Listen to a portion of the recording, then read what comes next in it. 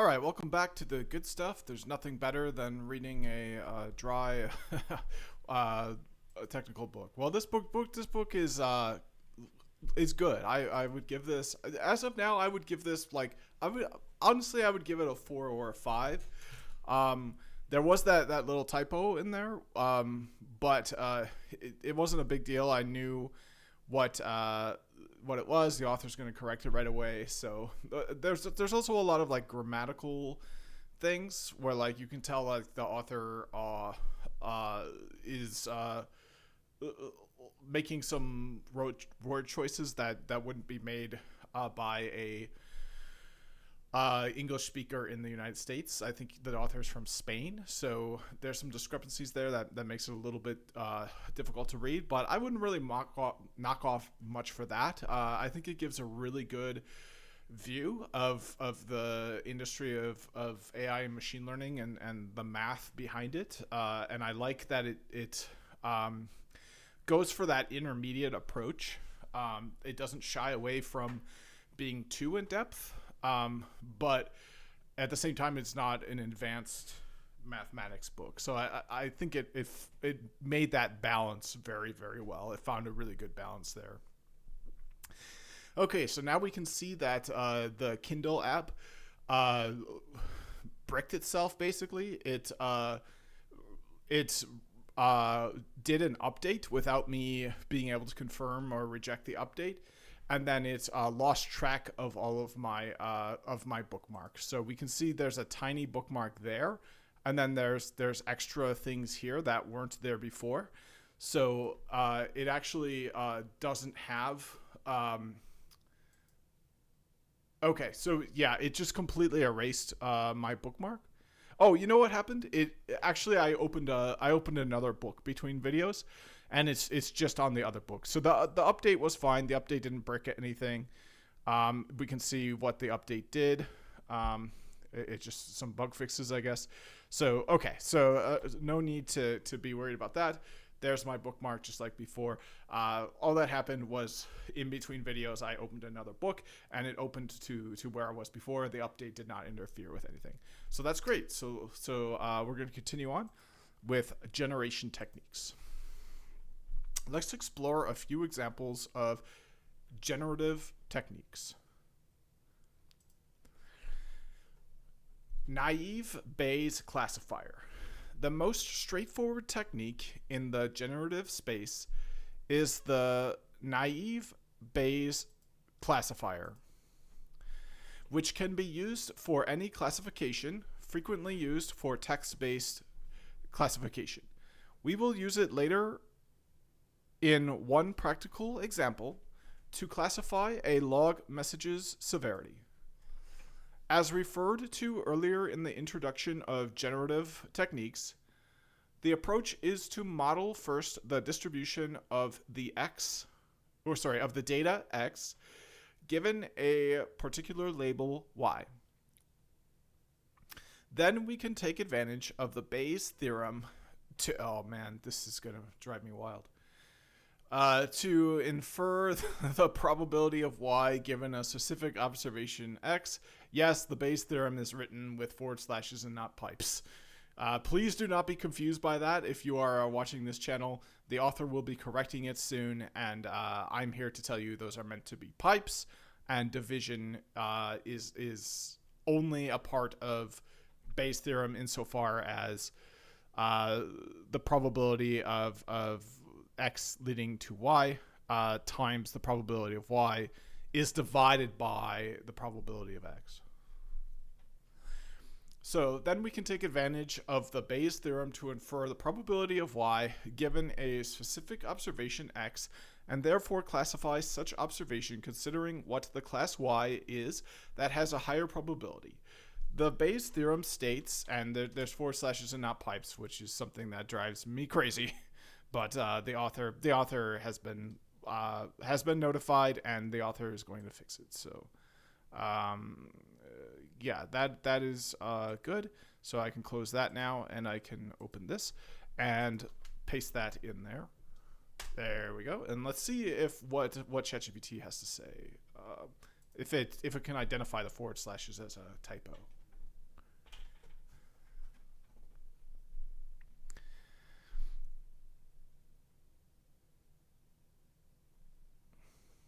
formula you provided is Bayes' theorem, a fundamental principle in probability theory and statistics Yeah, that so describes how just to update the corrected probability it. of a hypothesis based on evidence or new information. Here's a breakdown of the formula. Formula components: cheeky smiley face, y divides x, p, y, mid x, p, y divides x. This is the posterior probability. It represents the probability of the hypothesis y given the observed data x. P, x divides y, p, x, mid y, p, x divides y. This is the likelihood. It indicates the probability of observing the data x given that the hypothesis y is true. P, y, p, y, p, y. This is the prior probability. It represents the probability of the hypothesis y before observing the data x. P, x, p, x, p, x. This is the evidence or marginal likelihood. It's the probability of observing the data x under all possible hypotheses. How Bayes' theorem works: Bayes' theorem updates our prior belief about y before seeing the data x based on the new evidence x to give a revised belief called the posterior probability. This theorem is extremely powerful in various fields such as machine learning, statistics, and data science because it provides a mathematical way to update beliefs based on new evidence.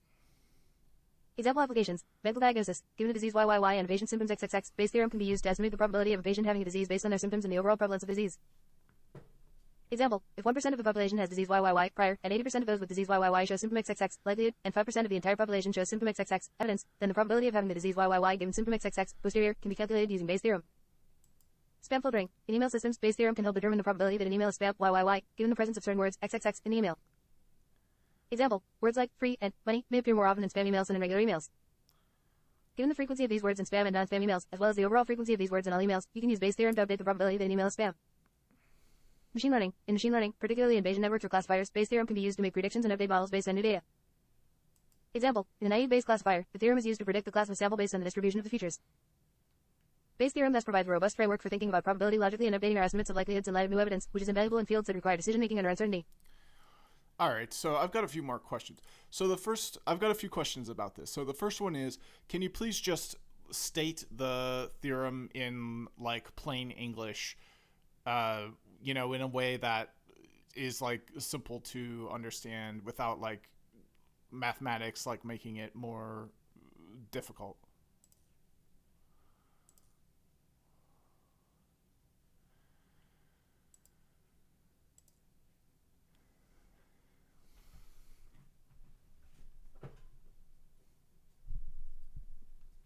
Certainly, Bayes' theorem in plain English can be described as a way to update our understanding or belief about something happening, like an event or hypothesis based on new evidence or information. Here's a simple, non-mathematical explanation. Bayes' theorem helps us figure out how likely something is, based on something else that's related and that we already know. Yeah. For example, imagine you hear a bark in your home. You might already Right. believe there's a small chance that there's a dog in your house. But if you know that when there's a dog in the house, it usually barks, then hearing a bark makes it more likely, in your mind, that there's indeed a dog in your house right now. Bayes' theorem is a way to use this kind of reasoning to update your beliefs based on new information. Yeah, so like this. Okay, good. So that's actually really good. So like you could give an example of like, kids being scared of a monster under their bed. Well, if the kids were good at understanding Bayes' theorem and Bayesian reasoning, they would realize that there isn't a monster under their bed, but they have no priors. So like based on something else that's related, they don't know that there aren't monsters under their bed. So like until they are old enough to establish these priors, they might get afraid of a monster under the bed. But Bayes' theorem, even though Bayes' theorem would tell them that it's nothing to fear.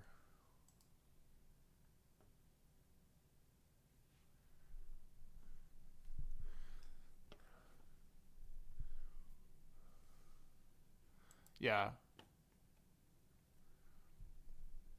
Exactly, you've captured the essence of how Bayes' theorem might apply to everyday reasoning, such as a child being afraid of monsters under the bed. Here's how Bayes' theorem might help in such a scenario, explained in a straightforward way. Prior belief. The child starts with a prior belief that there might be a monster under the bed. This belief could be based on stories, movies, or just an active imagination common in childhood. Evidence. The evidence here could be any strange noise they hear at night. The child may interpret these noises as confirmation that there is a monster. Revising belief. If the child were using Bayesian reasoning, they would start gathering more evidence and updating their belief. Right.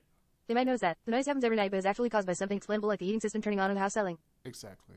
Every time they look under the bed, they find nothing scary. Right. They learn from parents or teachers that monsters don't exist in the real world.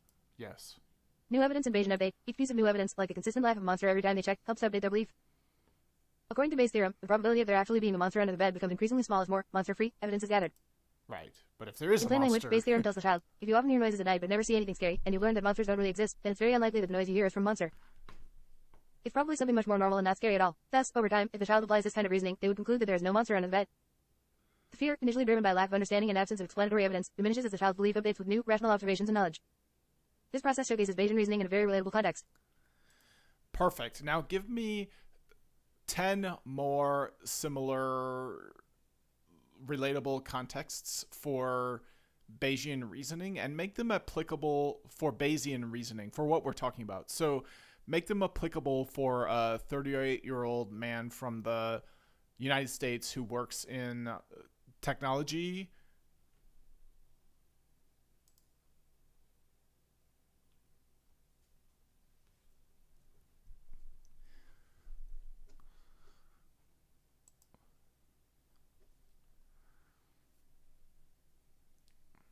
Certainly. Let's explore 10 real-life, relatable scenarios where Right. Bayesian reasoning can be particularly useful for a 38-year-old man working in technology in the United States. 1. Evaluating new technologies. When deciding whether to adopt a new technology or framework, you initially rely on your prior belief based on past experiences with similar technologies. As you gather more information, reviews, benchmarks, case studies, you update your belief about the potential success or utility of the new technology in your projects. Okay. 2. Career decisions. Considering a job change or a career move. Initially, you might be uncertain about switching industries or roles. As you gather information about job satisfaction, growth opportunities, and company culture from peers and online platforms, you use this data to update your belief about the potential benefits of the move. 3. Investing in stocks. When investing in stocks, you might start with a prior belief about a company's performance based on a test. As new financial reports, market analyses, and economic indicators become available, you adjust your belief about the stock's potential future performance. Is there any way 4. I can Home buying. Deciding whether to buy a home in a new area involves initial assumptions based on outsource prior beliefs? I don't trust that I have the proper prior beliefs, nor that I can establish them in a timely or accurate manner.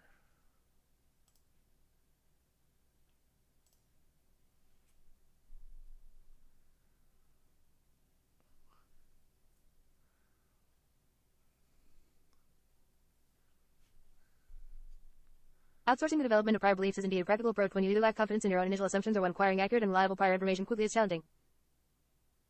Here are several strategies to effectively outsource or supplement your prior beliefs. 1. Expert consultation. Seek insights from industry experts or consultants who have specialized knowledge and experience. Their expertise can provide a reliable basis for your priors, especially in technical or specialized areas where you may not have enough knowledge. Example, consulting with a cybersecurity expert when assessing the risks associated with new software This or is IT the big infrastructure. one here. 2. Data-driven insights. Use historical data and analytical reports from reliable sources to inform your prior beliefs. Data analytics companies often provide comprehensive reports that can serve as a good starting point for Bayesian analysis. Ooh, really? Example, using market research reports from firms like Gartner and Nielsen to form priors about consumer behavior or technology trends. Really? 3. Machine learning models. Leverage existing machine learning models that have been trained on large datasets. These models, particularly in areas like prediction and classification, can provide empirical priors based on patterns learned from the data. Example, using a pre-trained model in finance to establish priors for investment opportunities based on historical performance data. 4. Crowdsourcing. Gather information from a large group of people, typically from online platforms. This can be particularly useful for gauging public opinion or trends and establishing priors based on collective intelligence. Example, using platforms like Mechanical Turk or even professional forums to gather insights on the effectiveness of different project management tools. 5. Simulations and modeling. Run simulations based on varied scenarios to understand possible outcomes. This approach can be useful in fields like finance and engineering where predictive modeling can set a statistical foundation for priors. Example, using financial simulations to create priors for the potential returns of different investment strategies. 6. Scientific literature and meta-analyses rely on published research or meta-analyses in scientific journals, which summarize and evaluate existing studies and data. These can offer well-vetted and researched priors that are scientifically sound. Example, incorporating findings from a meta-analysis on software development methodologies to form priors on project success rates under different methodologies. 7. Professional and industry networks. Engage with professional networks or industry groups which often compile and share data about best practices, benchmarks, and other relevant information. Example, participating in IT industry groups or forums to derive priors on the adoption rates and success metrics of new technologies. 8. Training and educational workshops. Attend workshops and training sessions led by experts, which can provide up-to-date information and help form credible priors based on the latest industry trends and research. Example, attending a workshop on the latest advancements in artificial intelligence to form a basis for investment in AI technologies. By utilizing these strategies, you can effectively build a set of well-informed prior beliefs that enhance your decision-making process and ensure that your Bayesian reasoning is grounded in accurate, comprehensive, and reliable data. All right, I need a quick break. I'll be right back. All right, I'm back. So I was discussing Bayesian, the Bayes theorem. The Bayes theorem is a big one. It's a big part of AI. So I'm interested to hear more about. I'm interested to hear more about data-driven insights and using historical data and analytical reports from reliable sources. Give me a list of the top 10 most reliable sources for this. Include the full links and do not put them in hyperlinks. I can't click on them or copy and paste them if the full links are not provided.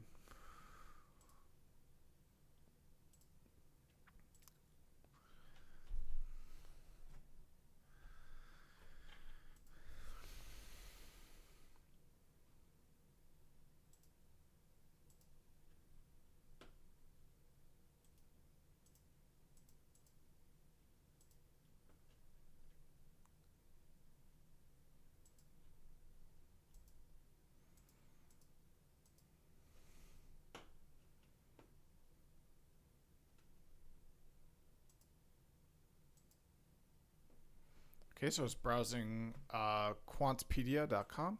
So let me look at that.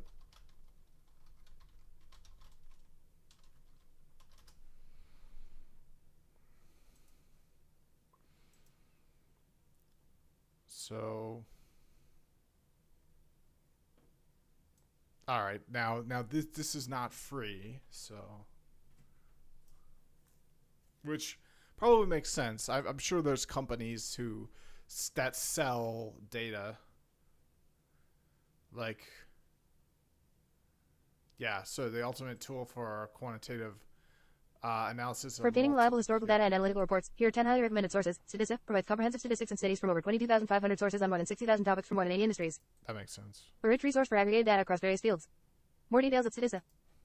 Data.gov offers a broad range of federal data covering topics like agriculture, education, and public safety. That's good. It's a centralized place to find U.S. government data. Explore more at data.gov. Gartner, known for its wide-ranging and deep research across ID, marketing, and supply chain functions, Gartner offers insights and forecasts crucial for decision-making in technology-related fields. Access their insights at Gartner. Quantpedia, a resource for finding trading strategies. It also lists some key data providers like Polygon and Barchart that are great for financial modeling. Check them out for detailed financial data needs at Quantpedia.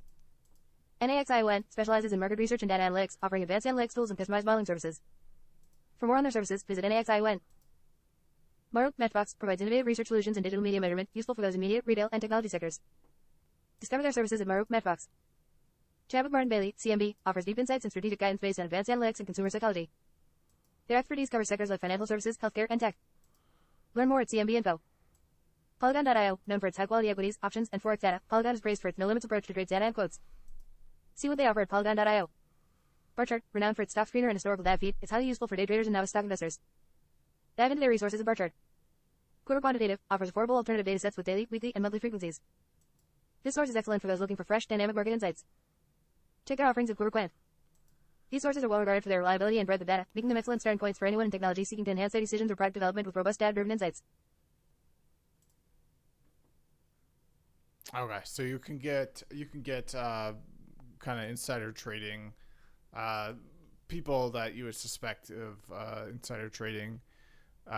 So everyone in Congress, you can get their portfolio decisions, which is kind of interesting that there's no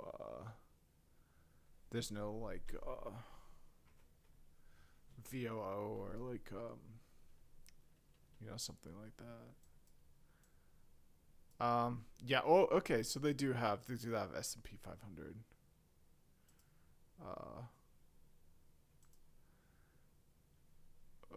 Okay. Well, anyways, yeah, this is the Bayes theorem. It's a big one. On the other hand, we have the chain rule of conditional probability that states this, and I remember that, the chain rule. So we'll put that in. And I'm going to bookmark all of these links under my hobby. So hobby, information, I'm going to say new folder is going to be data. And then I'll bookmark all of these under that.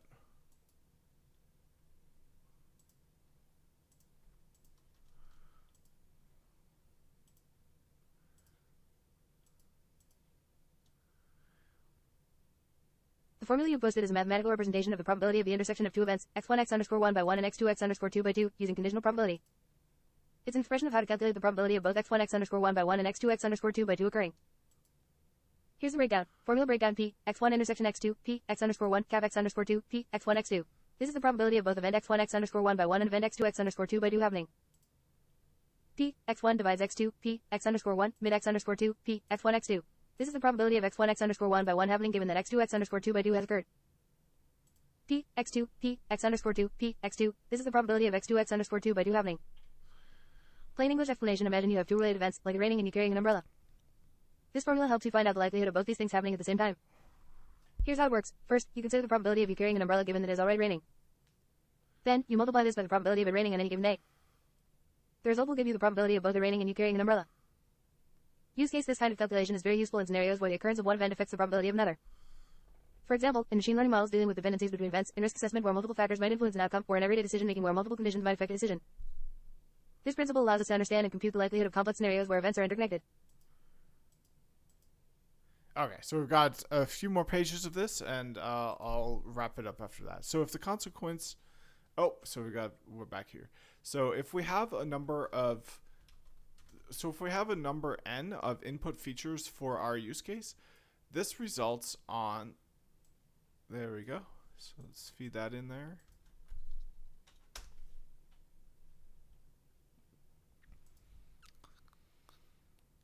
The assumption in this case, also called the naive assumption, is that the input features are independent. When they are independent, the probability for each is not influenced by the others. The formulas you uploaded represent the chain rule for joint probabilities in probability theory. This rule is essential for decomposing the probability of a sequence of events or conditions occurring together into products of conditional probabilities. Let's break down the components and their significance. Formula breakdown. General form cheeky smiley face x1, x2, xn, p, x_1, x_2, dots, x_n, p, x1, x2, xn. This represents the joint probability of a sequence of events x1, x2, xn, x_1, x_2, dots, x_n, x1, x2, xn happening. The formula breaks down this joint probability into a product of conditional probabilities cheeky smiley face x1, x2, xn equals p, x1 divides x2, xn times p, x2 divides x3, xn times p, xn minus 1 divides xn times p, xn, p, x_1, x_2, dots, x_n equals p, x_1, mid x_2, dots, x_n times p, x_2, mid x_3, dots, x_n times c dots times p, x_n1, mid x_n times p, x_n, p, x1, x2, xn equals p, x1, x2, xn times p, x2, x3, xn times p, xn minus 1 xn times p, xn, each term p, she divides she plus 1, xn, p, x_I, mid x_I plus 1, dots, x_n, p, she plus 1, xn, is the probability of she _xc occurring given that all the subsequent events she plus 1, xn x_I plus 1, dots, x_n xi plus 1, xn occur. Step-by-step conditional form. The step-by-step breakdown starts from the last event and moves backward, calculating the probability of each event given all subsequent events cheeky smiley face x1, x2, xn equals p, x1 divides x2, x3, xn times p, x2 divides x3, xn times p, xn, p, x_1, x_2, dots, x_n equals p, x_1, mid x_2, x_3, dots, x_n times p, x_2, mid x_3, dots, x_n times c dots times p, x_n, p, x1, x2, xn equals p, x1, x2, x3, xn times p, x2, x3, xn times p, xn. Plain English explanation. Imagine you were trying to find out the probability of a series of related things happening in a specific order. By using this rule, you start with the last thing and ask, what is the chance of the last thing happening? Then you go to the second last thing and ask, what is the chance of this happening if the last thing happens? And so on until you reach the first thing in the list. This method is particularly useful in complex systems where events are dependent on each other, and you want to understand the interaction between these events in a structured way. Practical applications. Weather forecasting. Predicting weather conditions like temperature, humidity, and wind speed over several days, where each day's weather may depend on the previous day. Finance and risk management. Evaluating the risk of a chain of financial transactions or investments where the risk of one investment may depend on the outcome of previous investments. Machine learning and data science, building probabilistic models that need to estimate the joint distribution of a dataset set features for tasks such as classification, clustering, and anomaly detection. Understanding and applying this rule can greatly aid in planning, decision-making, and risk assessment in various fields by allowing for a detailed analysis of sequential dependencies. All right, so that looks good. So I'm moving on. And I already read up to there, so which results in the above equation transforming it. So the assumption in this case, also called the naive assumption, is that the input features are independent. When they are independent, the probability for each is not influenced by the others, which results in the above equation transforming in... So we got another equation. I'll paste it in.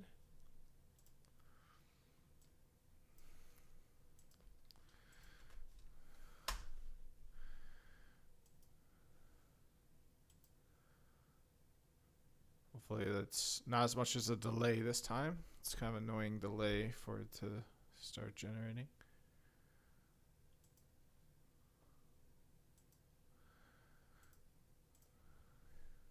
The equation you provided represents the probability of a sequence of independent events occurring together.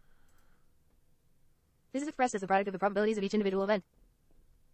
Here's how to understand it. Formula breakdown p, x1, x2, x3, xn, p, x_1, x_2, x_3, dots, x_n, p, x1, x2, x3, xn.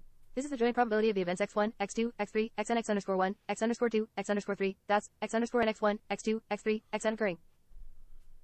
P, x1, P, x2, P, x3, P, xn, P, x_1, P, x_2, P, x_3, dots P, xn, P, x1, P, x2, P, x3, P, xn, because the events are assumed to be independent of each other. The joint probability is the product of the probabilities of each individual event. Plain English explanation. Imagine you're rolling a dice and flipping a coin, and you want to find the probability of rolling a 6 and the coin landing on heads. If these events don't affect each other, they're independent. The probability of both happening is just the probability of rolling a 6 times the probability of the coin landing on heads. Practical applications. This understanding is crucial in scenarios where multiple independent events affect an outcome. Here are a few applications. Risk assessment, calculating the probability of multiple independent failures in a system. For example, the failure of several parts of a machine where each part has a known failure rate that doesn't affect the others.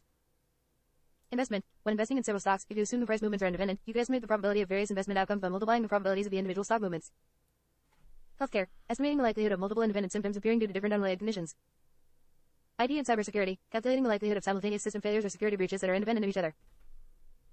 This formula is fundamental in probability theory and is particularly powerful in simplifying the analysis of complex problems involving multiple variables or events, provided the independence assumption holds true. All right, so the consequence, if we combine the two, is the following. So let's take a look at that. I don't know how useful this is. It's kind of a time sink.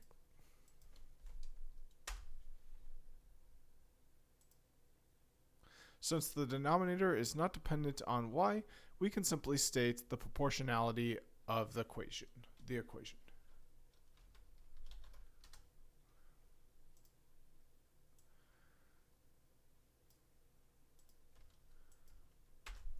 The formula you provide is a conditional probability formula involving multiple events, extending the Bayes theorem to multiple variables conditioned on an event YYY.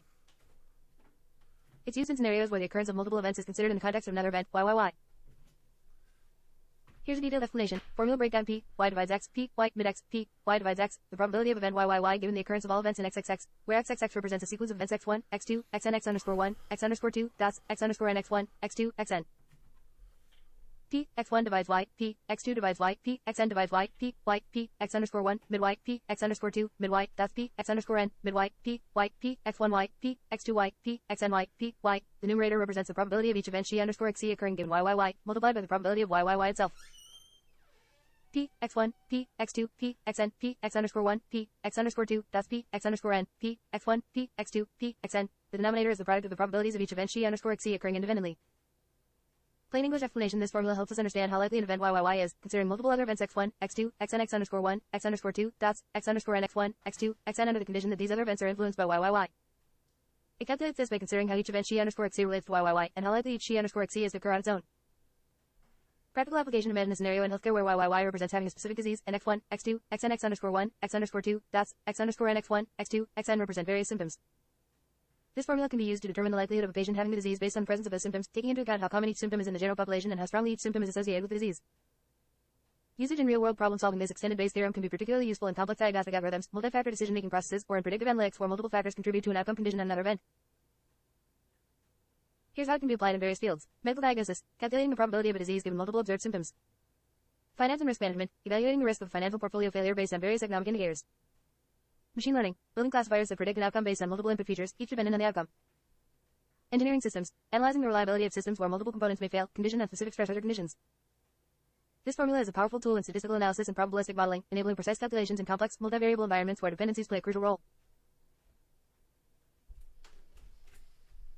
All right, so I'm back. So, yeah, so we got one more equation here.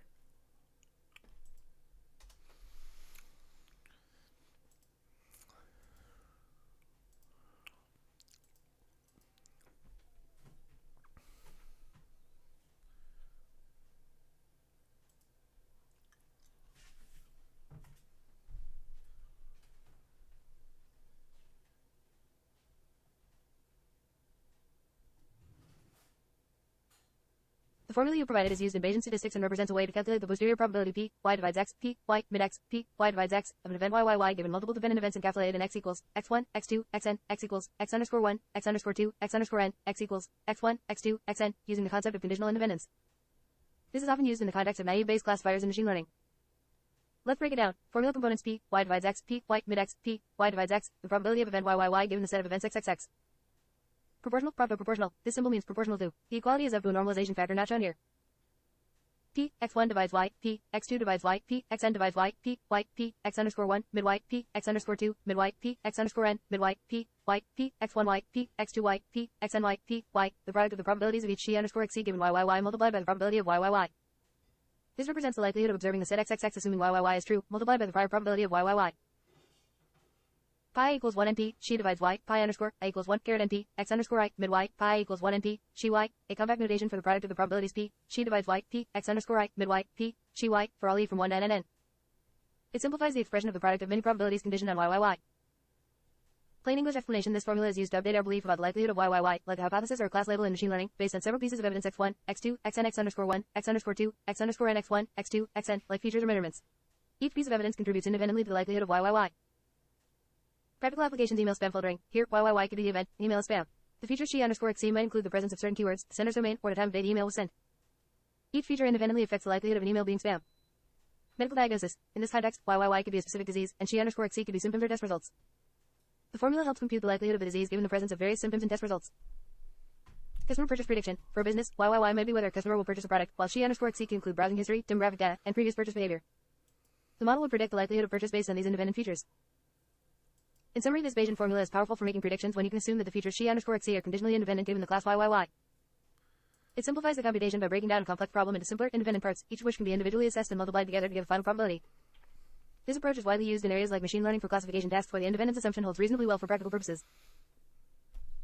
Alright, so now we're about to finish this section. Furthermore, the resulting class Y for a particular observation will be the one that maximizes the previous equation for a given input. X equals x1, x2, x3, and so on through xn. That means if we can compute the probability distribution for all input variables given the data available and assuming they are independent, we can use the equation above to identify which class a new observation will belong to. However, the collateral consequence is that we can generate new observations since we know each probability distribution for each feature in each class. Alright, so the next section is variational autoencoder. That's the end for this video. Stay tuned and see you in the next one.